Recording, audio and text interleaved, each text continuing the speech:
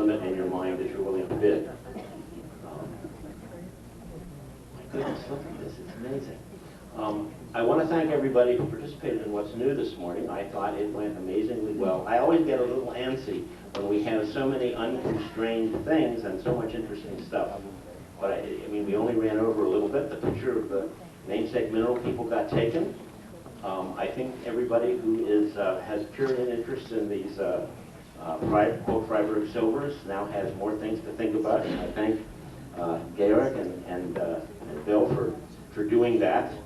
And if anybody talks to you about it, please remember that this was not an official pronouncement by the Rochester Symposium. These were personal statements by people exercising their right of free speech during the audience participation section of What's New. Well, I get you have no idea what happened last year. I mean, Bill told you what happened to him, but I mean, it's unbelievable. You know, when there's millions of dollars worth of stuff, it's interesting. Okay, I would point out that there is an interesting auction item, which is an oil portrait of Fred Poe painted by Frank Chambers. And you can see it over in the case over there, and you can recognize from a distance who it is. Frank was not looking in the mirror, he was actually looking at Fred Poe. So that's interesting. I mean, many of you, I hope, need to have that, and since there's only one of them, you know, we'll start the bidding at $2,570 million and go up from there. We have no smoking in this room, and the fire exits are clearly marked by the red exit signs. It's pretty much, the auction donation game is pretty much done. If you have something you've forgotten, you can try, but they're liable to tell you to bring it next year because they're scrambling to finish getting everything labeled. And we now have our first invited speaker who's going to use PowerPoint for a whole lecture. We sort of auditioned this process yesterday, and it worked amazingly better than anybody imagined. I mean, Scott Ursu's been doing it for a couple of years, but he brings his own system. And so this is a first. Our speaker is Casey Jones. Casey and Jane are the owners of Geoprime Minerals in Hesperia, California. Or is it Hesperia? I never know how they're going to say it, right? And I asked Casey what I should tell you about him, and that he is from California and Arizona, so he's a Calzonian. I thought calzones were some Italian pastry thing, but what do I know? Anyway, he's been a mineral dealer since he was 14. And since he's 20 now, that's 6 years. His mentor was Bob Jones, so I think that will explain a lot of what you're about to hear. He's going to talk about the minerals of the Flambeau mine. I ask you to help me welcome, for his debut at the symposium, Casey Jones.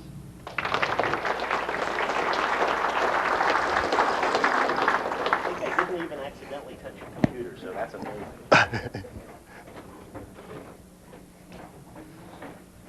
Well, I thank you for being here and trusting us to pull off this PowerPoint presentation, since it's the first time we've done it in a large setting. We did it in a smaller setting at Tacoma, so we'll see. We'll hope it works.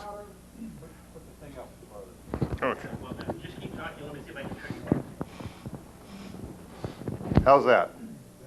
Is that a little better? Okay, I'll just project.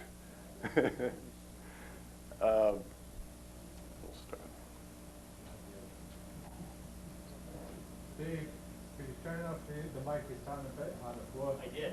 It's humming. And this is the first time we've put a little video into the presentation. It shows typically a day in the life of collecting at the Flambeau. What you We hear never is have video. a glitch. Ah, okay. To start off, this is the location in Wisconsin where the Flambeau mine is, central west area. I can go into a little of the talk about the area, and this is Main Street, Ladysmith, where the mine is located about a mile away from it. They actually had a theater downtown named the Miner Theater, so they must have been expecting at some point a mine to be in their neighborhood. To give you a little idea of what the area looks like, this was the definition drilling in the late 1980s. You can see a drill rig down here, probably near the east end of the ore body, because here's Highway 27, which runs east of the mine itself. Jane and I were on a mineral collecting trip in the summer of 1994 when we passed through Wisconsin because Jane's family is from Wisconsin, and we were attending a wedding there, and a fellow there said, you ought to take a look at the visitor center at the Flambeau mine, because they have mineral specimens on display. And I thought to myself, oh, we knew about the Flambeau mine. We were informed about it by a newspaper or a publication that Jane received in the mail in California, and we were aware of it. And in my mind, I just kind of put it back in the back of my mind saying, well, a copper mine in Wisconsin, it must be some kind of anomaly, low grade. There wouldn't be any mineral specimens there. So the fellow that told us about it said that they had nice specimens in the visitor center. I said, well, if we go by there, we'll stop by and take a look at it. It just so happened as we were on our way to the UP, it was we had to go right through Ladysmith, so we turned off, went a mile south to the visitor center, and looked at the visitor center. And we were up there and looking at the specimens. And I said, well, this is a Kennecott project. They must have brought in some specimens from Ray, and being from Arizona. And the visitor center, the fellow there said, overheard me, and he said, no, these are all from here. And my jaw just dropped, because I was looking at chalcocite imprints on solid massive ore and sheets of sheet copper and some things that I wouldn't expect to see in Wisconsin.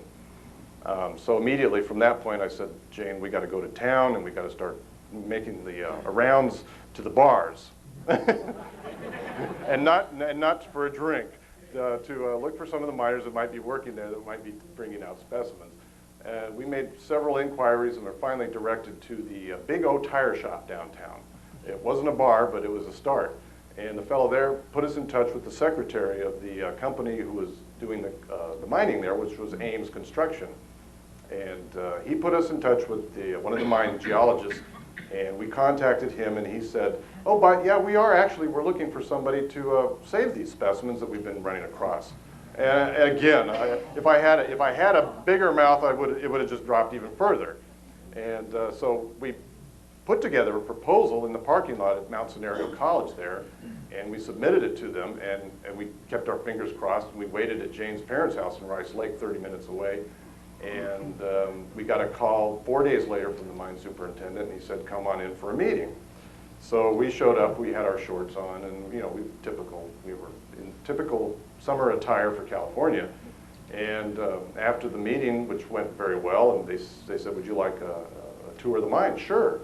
So we're in our shorts and our big rubber boots and down in the pit trying to collect with shorts on, which was an interesting, I've never done that before. So anyway, that's how it came to be, and they subsequently said, yes, we'll do this with you on certain conditions and so forth, and it turned out that's how it happened.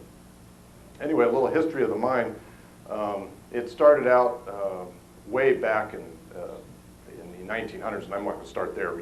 There's a publication you can read that would pick it up from there, but to suffice to say, the construction began in '91 to be stopped shortly thereafter, and you can see that there are some unusual things that got in the way of the mine actually happening, but finally in '92 it started up again. The purple warty back clams they found were not going to be a problem. So. This is at the very beginning of construction. The environmental concerns were of great importance to the entire state, as a matter of fact, in the city, and the town, and the county. And air monitoring stations were placed all around the project. This is actually before they started open pitting. It was just constructing the various areas for the mine infrastructure. This right here, this little building right there is where we both lived for 18 months while we were on site. It was the Flambeau Village retirement community, which made for some interesting times, coming in all dirty and sweaty during the summertime, covered with black dirt. the people there watching us come in, generally all over the age of 85s, and it was they were curious to say the least. Next one. Some of the interesting history of the mine. When they flew the aerial electromagnetic flights over this area, they were debating whether to run the far east grid line along this portion of the river or along this side of the east side of the river. As it turned out, the fellow that was in charge placed it on the east side of the river. So consequently, when it flew over, it caught the richest area of the mine right there. If they had flown it on this end, they would have missed it completely, and the mine never would have been found. Well, I can't say never. They may have flown it again, but at that point, it would have been missed. Right here was where they let me keep an area for the minerals that were collected and for the bulk specimens that were collected. And again, there's the Flambeau Village apartment. I could actually have a radio and be in contact with people in the pit while I was at my apartment in Ladysmith there. This is Highway 27 that runs north-south. That gives you an orientation that the mine is laid out to the northeast and to the southwest that way. And this is a picture of an early shot. I call it airing your dirty copper ore, because that basically, all this black material here is probably running 20% copper.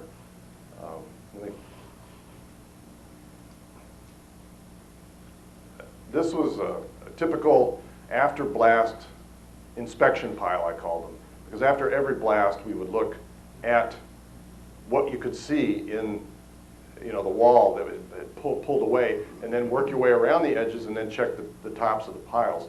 And of course it was heartbreaking if you would find crystals laying on top of these muck piles, because you knew that the pocket was destroyed and all you could do was salvage it.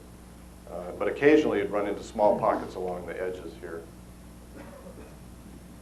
It's another aerial view of the early mining. They haven't even got the east end off yet. This was before we were there. This is summer of '93. You can see the ore piles. This is processed crushed ore. This is the gossan from the west end. And eventually all this would be stacked up in different sorted piles, type 1 and type 2, because the rock ended up going back into the pit in the order of which it was taken out.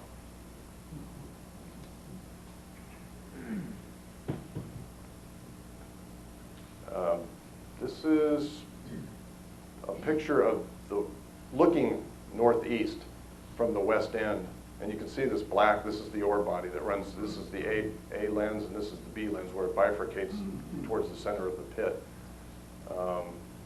And then this is looking west, and you can see the B lens and the A lens there, and some of the gossan in the top.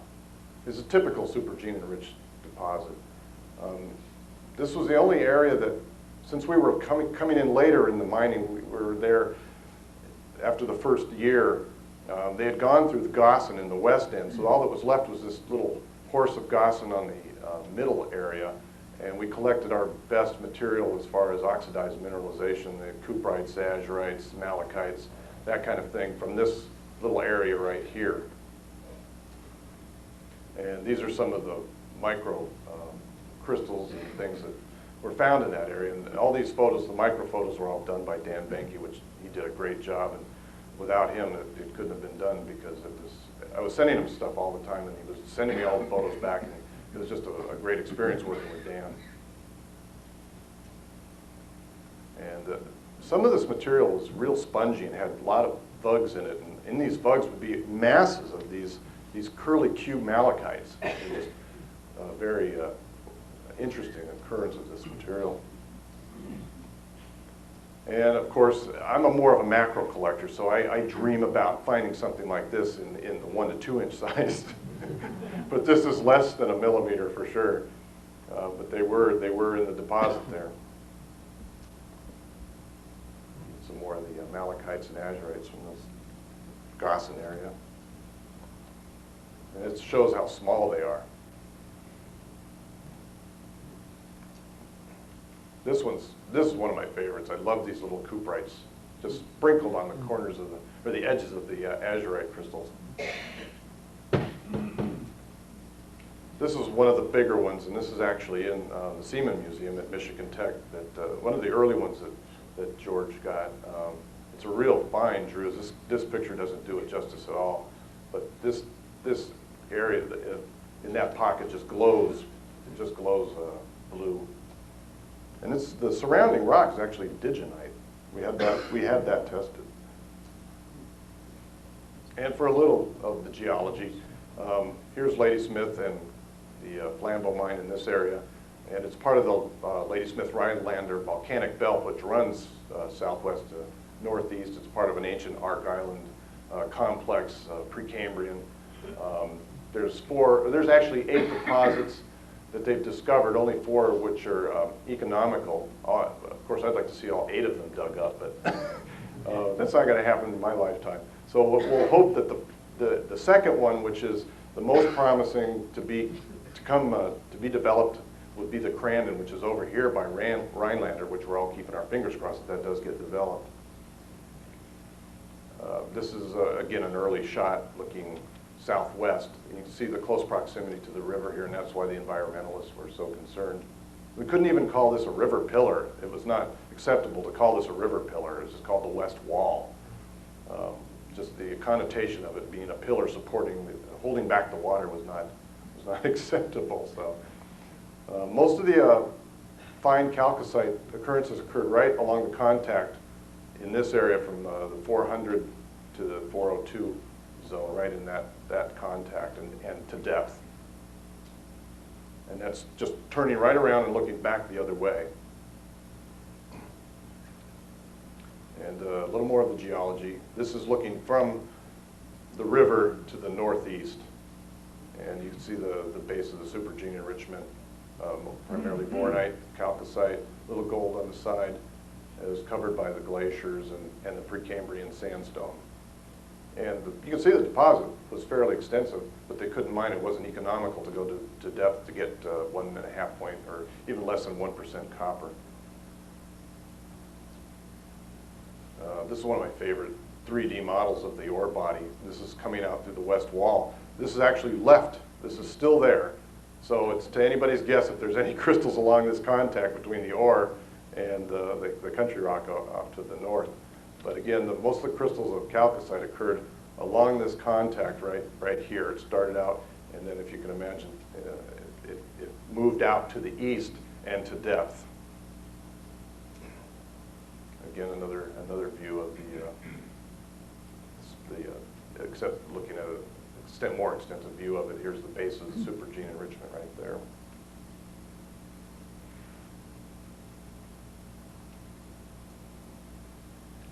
Again, another aerial view in the fall. It's a little more of the east end is gone now. This is still before we were there. This is a map that was put together to show the pockets, the major pockets of chalcocite. That, again, we're right on this west end and on the north side of the ore body. A couple of them occurred over here where there were faults, but they were smaller pockets. But a couple of important ones were the fog pocket and the sunrise pocket, because they produced some fairly large crystals. And the quick pocket I put in there because it was an exciting one. We had to beat the drill finishing its blast pattern to get the crystals out, because they had to shoot it that day to facilitate the ramp being reconstructed to continue mining the next day. So while this drill is rattling its holes, stuff is falling down off the bench, and we're trying to collect the crystals. So it was a quick pocket. It had to be done fast. Again, an early shot of the east end being topped off, and part of the west end is already taken off. Here's the visitor center. This is the viewpoint that we had when we first saw the mine, and it looked right down the mine there. I said to Jane, it was a rich mine, because you can see the black chalcocite was extremely rich. And this is the what we call the mineral garage after a while, because that's where everybody would come to view the new material for any length of time.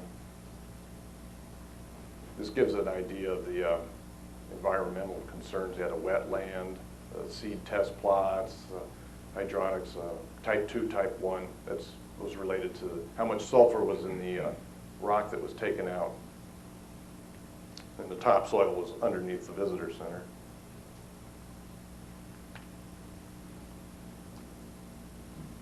This was just about the first day of collecting at the mine. This was the 1030 level. And I really didn't have a feel for it yet. It took a while to figure out that these contacts were where the pockets were going to be. And it was difficult because the ore was all shattered. It kept falling in, so you had to reach in. If you found this pocket, we found it. It had water running through it, but it kept collapsing, so you had to keep digging it out and working on it as it collapsed. And there was a couple of good ones. That's why we called it the first pocket. And that was the first one that really said that this was going to be a classic location. That this was really something. Another one. This one's in the display. And a group photo. These were the first 5 specimens that we found that were indicative of what was to come. Jane's shining the light, and I'm taking the photograph. There's more crystals back in there. It occurred in this real sooty, sandy chalcocite medium.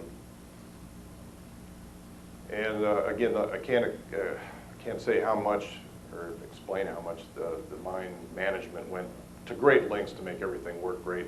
If we needed a loader down there, they brought the loader down and moved material. This is the mine manager, and this is the mine geologist, and I'm directing where to move muck. This is just a shot to show how rich the ore was. This is over 20% copper right here in this pile. It's just incredibly rich ore.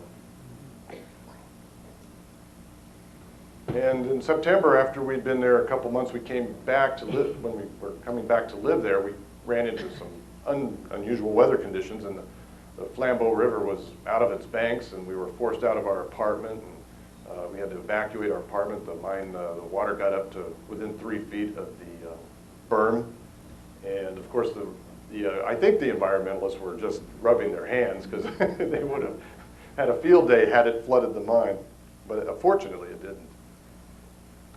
This shows a pocket leading up to the Sunrise pocket. Shows the bedding of the ore. A little small pocket right there, but mainly they were small pockets like that, not very big, and they were usually tight.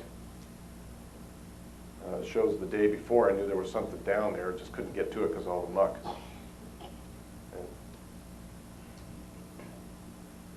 this is after the next morning he came with the excavator and dug out some of the rock, and we were able to get down a little deeper. Unfortunately, the shadow's so pronounced you can't see in there. But this is you can see it a little bit better right there. And these are actual crystals sticking out. And in this particular pocket, this is all bornite, pseudomorph material, and it's all sand. In this pocket, there were a lot of little casts of chalcopyrite after calcite. It looked like hundreds of little tiny snow cones. There's actually some small ones down there. It was just an interesting thing. And this is this was the best one out of that pocket. The whole specimen's 10 centimeters. That crystal's about 3.5 centimeters across. Let's see if this works. This is the first time I've used the video, so it's amazing that anything survives the mining process. And this is the only known photo of the drill pocket, which is the pocket that was famous because we weren't there. We were in Tucson the day that they hit this. I got a call on the phone. "Yeah, you should be here." Well, that's going to be hard. So we just had to imagine what it was like, but fortunately somebody got a picture of it. You can see the trowel down there. It was about 10 feet long, 3 feet wide, and 3 feet deep. And the chalcocites in there were just absolutely incredible. They were the best ones to that date. And the blue color was discussed, how they get these colors. And at first people thought we were coloring them or acid dipping them or something, but we had them sent off, and Lance Kearns and Joe Mandarino did tests on them and determined that no, we weren't faking them. They were real. This one's in the display.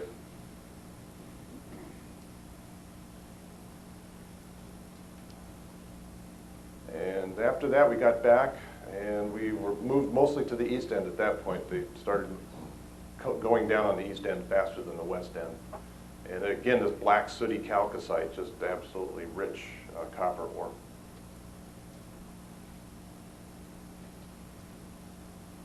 A closer view of the, this brown material here is actually native copper on chalcocite.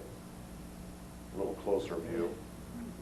And then the closest view you can get, that you can see is that little wires, herringbones on chalcocite, on subeuhedral chalcocite.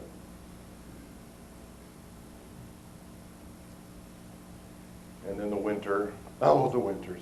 I call this Flambeau skating rink. March of '95, it's going down incrementally. The fog pocket was right here in the center on this side. There it is down there, a little pile. It's working on that 10-foot bench. They were doing some more drilling to see if they could find another ore body, but they never did. After the fog pocket was excavated, it's down a little deeper now. Getting tighter too. It's hard to drive around without running into trucks. Casey, why did you call it the fog pocket? Oh, the fog pocket was, because it was a cold day, and every time I'd take a breath, I was up close, and it would keep fogging up. Just continually had to keep not breathing or brushing the fog away, because it was so cold.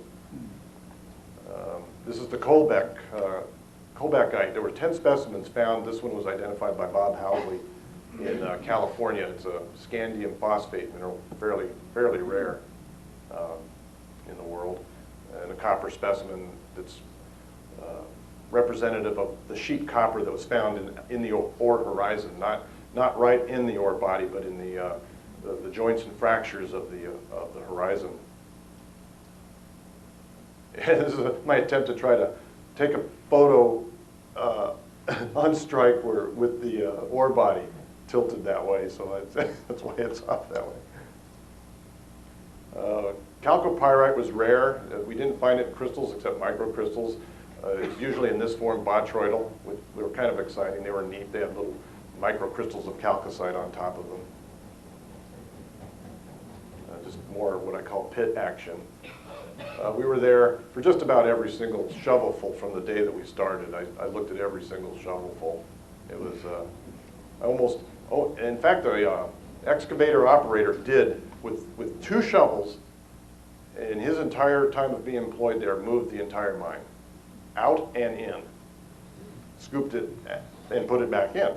It was the same guys and just 2 shovels. It was a small mine, and they ran 3 trucks. They were all 100-ton trucks. One of the mine geologists at the time, and this is Joe, and this is Nikki. One of the pretty photographihic days there. This is Dan. I love this shot of Dan testing out his new mud boots. He's it's all ankle deep mud here, and he's trying to get out of it now in a gracious way, and it's not going to happen. He's already got 1 foot in it. And October 13th, Friday, Lucky Friday I call it, they did a shot. We knew it was coming because the drill would drill down and lose water, and the water pressure wouldn't come back out of the hole. So they would pull out of it, and I would stuff it full of burlap sacks in hopes of seeing it after they shot. And it worked to some degree, but sometimes you couldn't find the sacks. They got blown away. But this cap on top of the pocket, this is the pocket area right here. You can see the little bit of quartz schist. That was a real good indicator that there was going to be something. But Joe came back, and what he did is he just scraped this off real carefully with the excavator. And it's a little closer view as it's before it's excavated. And this is, you can see this knob right here is all crystallized chalcocite, like the one you see in the display there. And this is an outline of the pocket zone, and there's a big crystal sticking there, right there. This is after you remove the overburden. That's heavy overburden. Each one of those little blocks right there weighs about 30 pounds. A little closer up view, and you can see the purple boronite sand. And that's the one in the display. We call it the Phantom for one reason. Someday we can tell the story. And any of these photographs, macro photographs, are either taken by Jeff Scoville or Jane or myself. And of course, we all know Jeff's great talent. So. And this is after it's pretty well excavated. Another one from the Lucky Friday pocket. Back up view to get a scale. And this one I still am trying to remember what collection it went into, but it's a big one. It's a remarkable specimen. You hold it in one direction, it's brassy yellow, and another direction is violet. And after a while of being there, I guess it was about a year after being there, I developed a pretty good working relationship with Ames, and they'd let me use the loader when I needed it on weekends, so I could go down and as long as I moved the ore into ore and didn't put ore into waste, they'd let me use the loader. So, in fact, they were kind of happy to have it done, so they didn't have to come in the morning and clean up. So I'd go in and clean it up, and then see if I could find any more material. Of course, Jane and I we were given lessons. I never did become very There's Lance. Some people here will know who Lance Hampel is on a digging trip. Another one of the cold day shots. Felt like a mummy in all the Carhartts. And then we get to the spring, and you can see the depth is reaching close to final depth. Looking from the other way. Another day in March. Looking through sooty chalcocite, checking all the benches for any crystallization. It's just get into a habit of walking the benches every day. This is almost a final depth on the east end. It was an area of deep oxidation. There were some unusual mineral assemblages over there. There was one little area of galenas, one little area of sphalerite, a lot of anchorite actually, maybe some silver. I'm not convinced of that.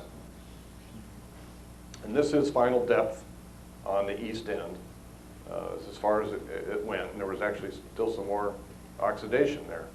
I was hoping they'd go a little deeper. That's looking from the top.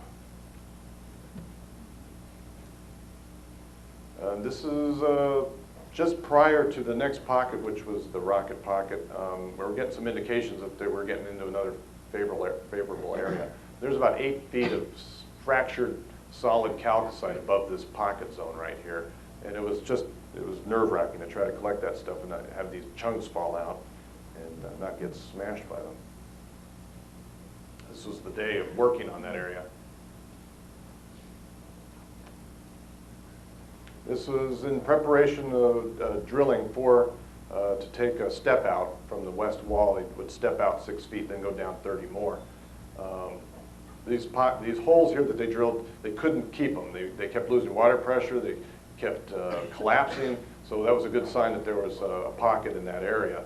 So they staked them with these PVC pipes here and just moved on to try to find a competent place to drill. And they drilled this whole area. But it's a good picture. It shows that everything happening at one time in the pit. You got mucking going on, you got drilling going on, and there was actually some surveyors down that day. So everything was happening that day. It shows them loading the holes with the boosters and the time caps. You can see this water pipe. This was a test well right here, and then these are the PVC pipes to mark the bad holes. And this is one of the Ames crew loading with the booster for the shot. And this is my nemesis here, Bob. Because I was telling the crew, we don't want any of these things to survive. Make sure you load the holes full. But he was just kidding. So they'd often not load holes around the area with it. We didn't need to load them. This is the rocket pocket, and you can see one of the PVC pipes shooting up 30 feet to the next bench, and that's why it was called the rocket pocket. That is the actual shot that produced the rocket pocket. And I was actually at the Red Metal Retreat when this, waiting for this shot to go off. It had been a week because it took us so long to drill the step out along that west wall, all the way along here and all the way over, that it took a week. So I went to the Red Metal Retreat, and I was beside myself waiting for this shot on Monday to see what it would reveal. And this is the first view of it after they came in and started mucking away. This is it right over here. And I think maybe as much as 30 to 40% of it was lost in the shot. And there's that water well. You can see how close it was, only about 3 feet from that water well. But here's the pocket right here against the sharp contact. And it's full of debris because it was blasted. But I could tell it was a big one. And that was the first little crystals right down there I could see. That was one of the ones from there, and that's in the display. And I tried to take pictures as we excavated along. We tried to do it in stages to show what it looked like as it was being excavated. You can see a lot of the ropey kind of subcrystalline, actually. It was a very strange looking calcite. It was ropey, almost looked like Pahoe Hawaii from Hawaii. And the crystals were down in this area. And I believe it, to me it felt like, looking at it, was one big mass of crystals in this hole, filling up this area. It just got shocked and broken apart. Another one of the crystals from getting deeper into it. There's actually a misfire over here. You can see the powder over there, but it's safe. This is one of the specimens in Jean Labarge's collection. And a happy day there. That was a good day of collecting. Another one of the bigger ones.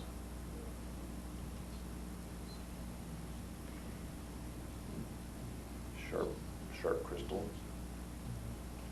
And this is after we got down a little bit deeper, and I was hoping it would continue on down, but right over here, but this is where it pinched off. And these walls back here were just smooth as could be. It was almost like the inside of a shell or something. It was just really smooth. You could tell a lot of chemical weathering had gone on in there and just worn it smooth. This was an enormous one here. This is in the display. Another one in the display. It's a lot bluer in the display. For some reason, it doesn't come across on the computer. This is the way I try to keep people out. Put up a little tape and just say, stay out, but it didn't work. So we pretty much excavated it all within 2 days. There were just remnants left after that. And it was getting fairly dangerous because the hanging wall of the pocket, this contact was blocks of calcite. Another one of the bigger ones. They look like dinosaurs with and this was a shot right after the rocket pocket, about a week later. You can see it took away all the material in front of it. I tried to help protect it, but it wasn't much use. And this is what it revealed. It revealed a pretty remarkable structure here. This overturning, but some of the geologists were debating whether this was a remnant of a white smoker because it was so perfectly mounded there. And the pocket continued on down, pinched, and then it picked up again down here. And we never could go into the wall to see if there's a continuation back that way, so who knows. But this is what they look like when they come out. They're just perfect gold patined, and they start turning darker within hours.